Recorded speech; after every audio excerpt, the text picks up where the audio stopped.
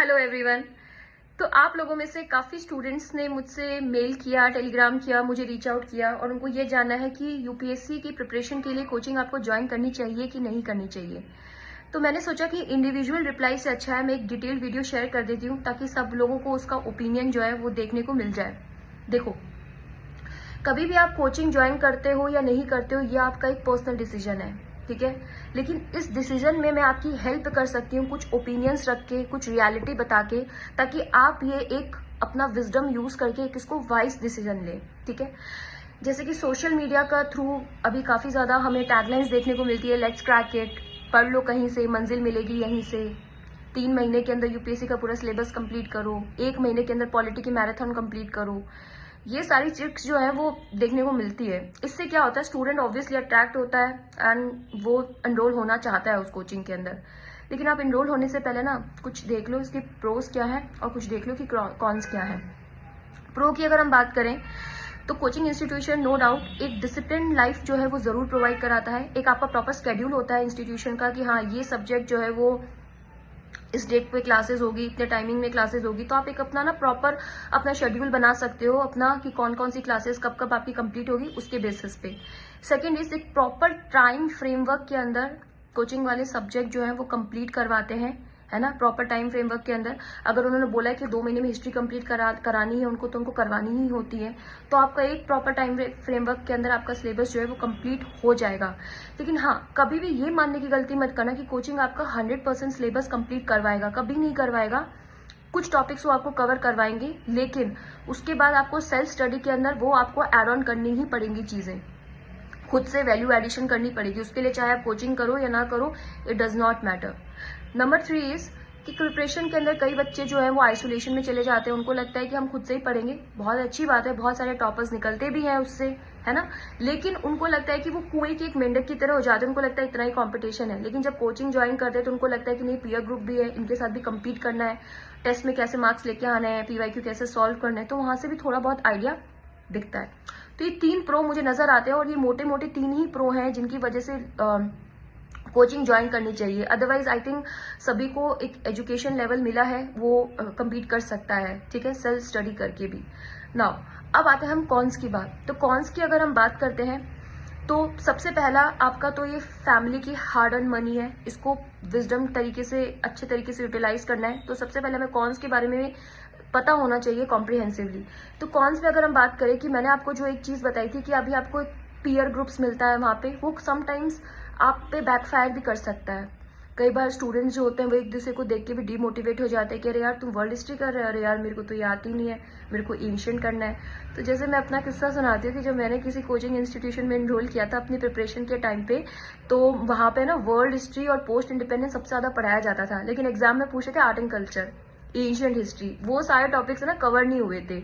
तो एक ये वाली चीज आ जाती है और स्टूडेंट जो है वो बड़े बड़े हाथ खड़े करके जो बहुत टाइम से प्रिपेयर कर रहे हैं, ऐसे हाथ रेस करके अपना बता रहे हैं कि उनको आंसर्स आता है, and I used to feel so scared कि मुझे कुछ भी नहीं आता है। तो वहां पे क्या होता है ना, डीमोटिवेशन में इंसान चला जाता है। कई बार ऐसा होता है कि इंस्टीट्यूशन के अंदर रैंक किसी की स्टूडेंट की अच्छी आती है, बट उनका बहुत सालों से प्रीलिम्स और मेंस नहीं क्लियर होता। तो बट जब रैंक आती है इंस्टीट्यूशन में, जो नीचे रैंक वाले होते हैं उनको और ज्यादा प्रेशराइज फील होता है कि what they are doing, same kind of हमें क्लासेस मिल रही है बट कुछ अच्छा नहीं कर पा रहे हैं। तो एक ये चीज आती है। नंबर 2 इज कोचिंग का खुद का एक मटेरियल होता है जो कि भर जाता है रूम, उससे इतना बड़ा बड़ा मटेरियल होता है ना। तो स्टूडेंट क्या करता है, प्रेफर करता है, इसको समझ ही नहीं आता कि नोट्स पढ़ने चाहिए, क्लास के स्टैंडर्ड बुक पढ़नी चाहिए या फिर ये मटेरियल पढ़ना चाहिए। तो बहुत सारा बॉम्बार्डिंग ऑफ मटेरियल हो जाता है जिसकी वजह से बहुत सारा कंटेंट हो जाता है, बट आउटपुट जो होता है वो बहुत ही ज्यादा लेस होता है। तो ये एक इसका एक फैक्टर है, ठीक है। तो ये आप देख सकते हो प्रो एंड कॉन्स। एक मैंने देखा है कि बहुत सारी कोचिंग इंस्टीट्यूशन में आपको ये देखने की जरूरत है कि बहुत सारी कोचिंग इंस्टीट्यूशन में ना नंबर ऑफ इनरोलमेंट बहुत ज्यादा होते हैं, लाइक 10,000 हो गए। अब 10,000 में से सिर्फ वहां से 15 रैंक्स निकल रही है, तो वो कोई ज्यादा बड़ा अच्छा परफॉर्मेंस नहीं है। लेकिन एक साइमल्टेनियसली एक कोचिंग है जहाँ पे 200-250 बच्चे हैं, बट वहां पे 10-12 बच्चे निकल रहे हैं, सेलेक्ट हो रहे हैं। तो वो एक अच्छा रेशियो है। तो आप उन कोचिंग्स में जरूर देख सकते हो, ट्राई कर सकते हो, उनका ब्रोशर देख सकते हो, ठीक है।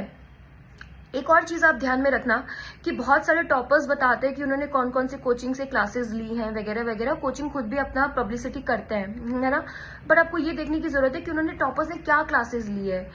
कोई फाउंडेशन कोर्स लिया है, टेस्ट सीरीज ली है, या मॉक इंटरव्यूज लिए हैं, क्या लिया है। अगर फाउंडेशन लिया है then yes you can think about that, क्योंकि फाउंडेशन इंपॉर्टेंट होता है। वहीं पे आपका सारे सब्जेक्ट्स का नॉलेज जो है वो आपको दिया जाता है। अगर फाउंडेशन किसी कोर्स का अच्छा है, किसी कोचिंग का अच्छा है, तो आप वो ज्वाइन कर सकते हो with considering of all the points which I mention. ठीक है, तो ये काफी ज्यादा सब्जेक्टिव चॉइस है। नाउ पहले ऐसा होता था कि हर इंसान को ऐसा फील होता था 10-12 साल पहले कि यार कोचिंग कर लेनी चाहिए, लेकिन अभी ना इंटरनेट इतना ज्यादा स्प्रेड हो गया है, इतनी सारा कंटेंट आपको हर जगह मिलता है। चाहे आप कहीं नागालैंड में बैठे हो, केरला में बैठे हो, आपको हर जगह प्रॉपर कंटेंट मिल सकता है। इसके लिए ना तो आपको कहीं शिफ्ट होने की जरूरत है, ना ही सिर्फ फिजिकली कहीं दिल्ली में आके रहने की जरूरत है।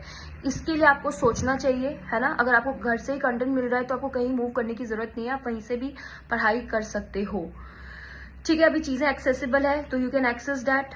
ठीक है, एक और चीज आप ध्यान रखना कि आपको ना सही डायरेक्शन मिलना बहुत जरूरी है। ठीक है, बिकॉज आपके एफर्ट्स और courage they are not enough without proper direction. तो आपके एफर्ट्स और करेज सही डायरेक्शन में जाए, इसके लिए यू शुड फाइंड कि आपका मेंटोर अच्छा हो, आप जो डायरेक्शन जा रही है वो आपकी सही जा रही हो, वही ज्यादा जरूरी होता है। ये मेरे पर्सनल व्यू हैं, बहुत ही सब्जेक्टिव व्यू हैं। आप लोगों में से हो सकता है कि बहुत लोग इससे डिफर करते होंगे, I respect that, but since I wanted to share this with you all, क्योंकि आप लोगों की डिमांड थी, hence I am sharing it with you.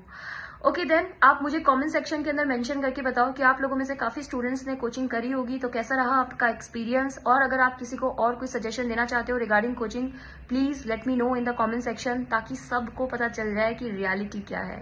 Okay, so till then take care, bye bye.